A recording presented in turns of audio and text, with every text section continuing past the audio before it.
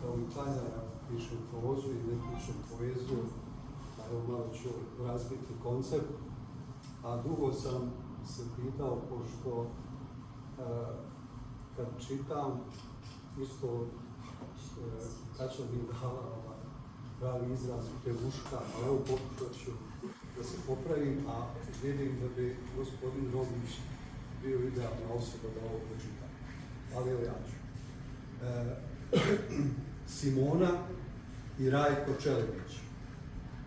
Simona je posebno dijete u svakom pogledu. Pati dublje od druge djece, raduje se, veseli. Ima 1000 pitanja i prihvata samo suvisle i pametne odgovore, jer Simona je posebno dijete. Simona živi u naselju Zagreba, u Podgorici, sa djedom Veskom, babom Brankom, majkom Snježanom iz Kosovske Mitrovice, ocem Mladenom i komšijama Vesnom i Olgom.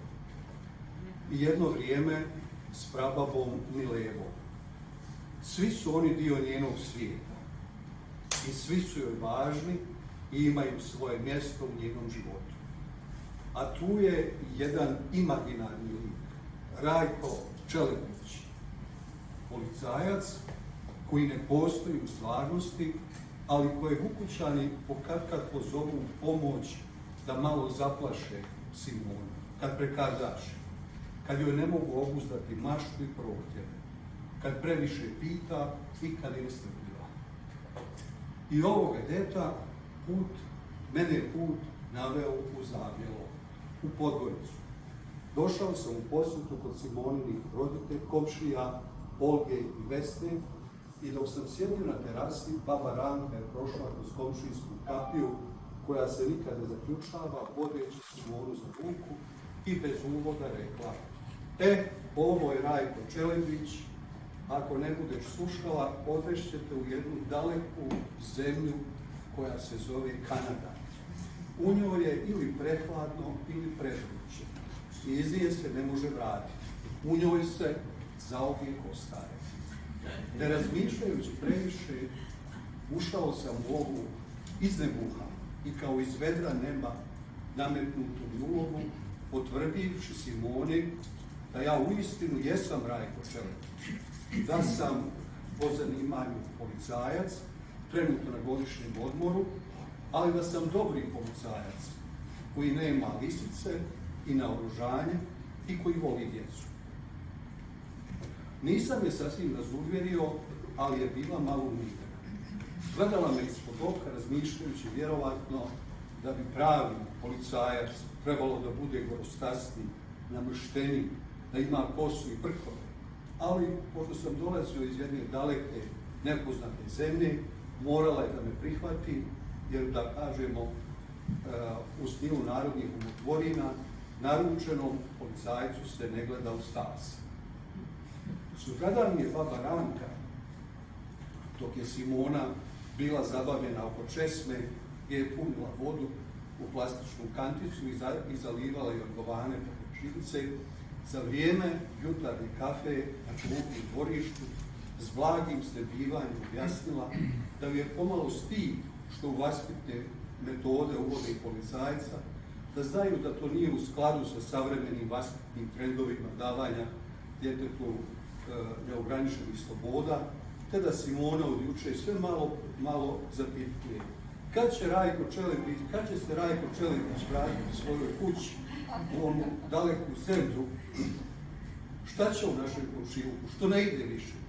Ali da je ona takozvano kristalno dijete, kako je neke pročitala, a to su djeca, mimo sve druge djece, ona su ispred, izvan i iznad svog vremena, osjećaju i preživljavaju dešavanja oko sebe dublje i intenzivnije i čak su i pomalo prozorljiva, te da je jako izazovno podizati. I kao potvrdu toga ispričala mi je jednu zgodu. Naime, u njihovoj kući je sve do upokojenja živjela i Veskova, to jest muževljeva majka Mileva, koju je Simona voljela više od svih drugih ukućana. Bile su nerazdvojne. Uz prabavinu pomoć Simona je prohodala, progovorila. Čak se u govoru, i to sasvim ispravno i na pravim mjestima, koristila svim njenim uzrečicama i poštapalicama.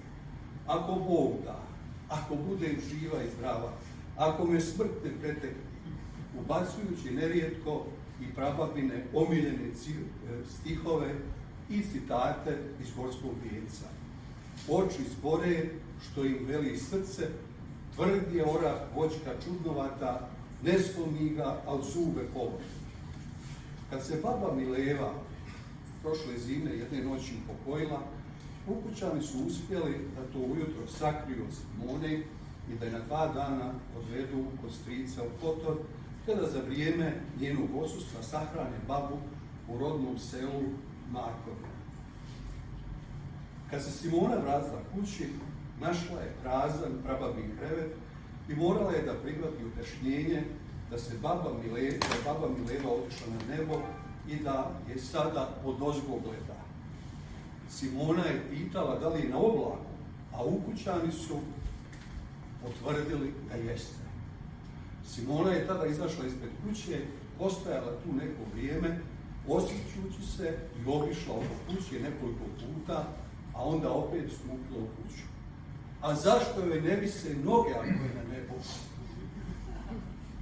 Na njemu, na oblaku.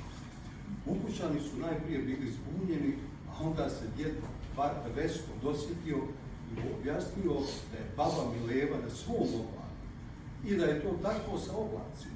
Naime, da su nestašni i da plove nebom kud im je volja, ali da se rado vraćaju do mjesta gdje je čovjek rođen i gdje je živio, pa će i Simona sigurno opet ugledati svoju babu, samo ako to bude željela iz srca i ako dobro napregne oči. 4. dana mog boravka spremao sam se u zemlju ljutih i strogih policajaca koji pokatkad na konjima gaze ljude koji sjede ili kleče na ulici i bune se, jer ih je neko prevario da je to u slobodnim zemljama dopušteno i koji nerijetko pucaju bez opomene iz pravih pištolja ili onih koji umrtvuju. Što Simona, Bogu hvala, nije znala kad neko u tom času zakuca na vrata. Ispred je stajala baba Ranka i mudra i prozorljiva Simona, kristalno dijete.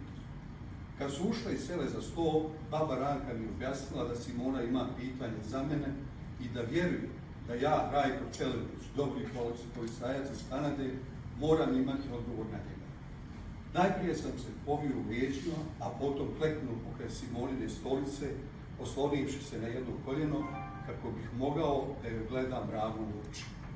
Rajko Čeliniću, počela je Simona, da li ti vjeruješ da je baba Mileva sada na nebu, da plovi na oblaku? Pa naravno da vjerujem, odgovorio sam bez kolebanja. Osobe koje jako volimo samo presele na nebo i gledaju nas odozgo. I smješkaju se i raduju s nama kad god se i mi radujemo, a Boga mi zaplaču kad smo tužni, nakon čega nam bude lakše. A zašto je onda ne vidi mnoge ako je na oblaku?